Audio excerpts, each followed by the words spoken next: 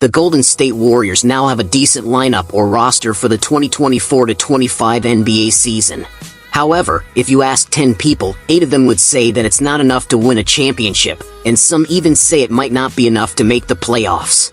This isn't because they're weak, but simply because the competition is very strong, especially in the Western Conference. They have one clear superstar, and that's the two-time NBA MVP Stephen Curry. Unless Jonathan Kuminga makes a big jump this NBA season and becomes an all-star level player, the Warriors only have a clear number one option, and their second option is still questionable at the moment. That's why the Warriors' majority owner, Joe Lacob, wants to give Stephen Curry some help, and that is by acquiring his fellow two-time NBA MVP Giannis Antetokounmpo, according to Sam Amick of The Athletic. However, it's not that easy to get Giannis Antetokounmpo out of the Milwaukee Bucks. First, the Milwaukee Bucks would need to have a disappointing season this year. Second, both Chris Middleton and Brook Lopez must become free agents next offseason, and if both leave, it could affect Giannis. If we're talking about a trade, the Warriors' young assets would surely be depleted, along with draft picks.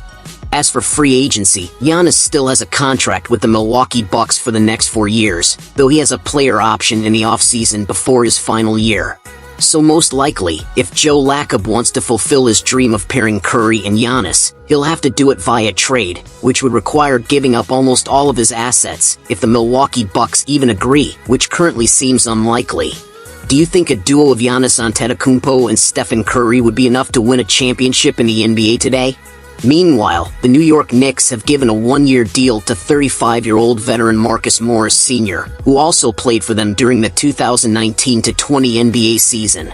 However, the question is, where will he fit into this team?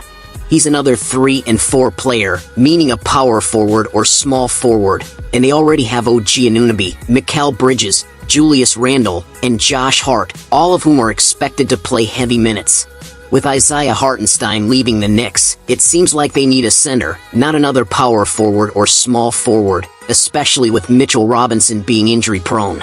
Unless their plan is to make Julius Randle and Morris, who stands at 6'9", play as centers. Regardless, it's still a good pickup when it comes to talent. Morris is still a solid player who can contribute if any of their regular rotation players get injured. The Knicks finished as the number 2 seed in the Eastern Conference with a record of 50 wins and 32 losses, 14 wins behind the top-seeded and champion Boston Celtics. Do you think the Knicks can become the number 1 seed or win the championship next NBA season? If you enjoyed this video, please click the subscribe button and don't forget to hit the notification bell for more updates.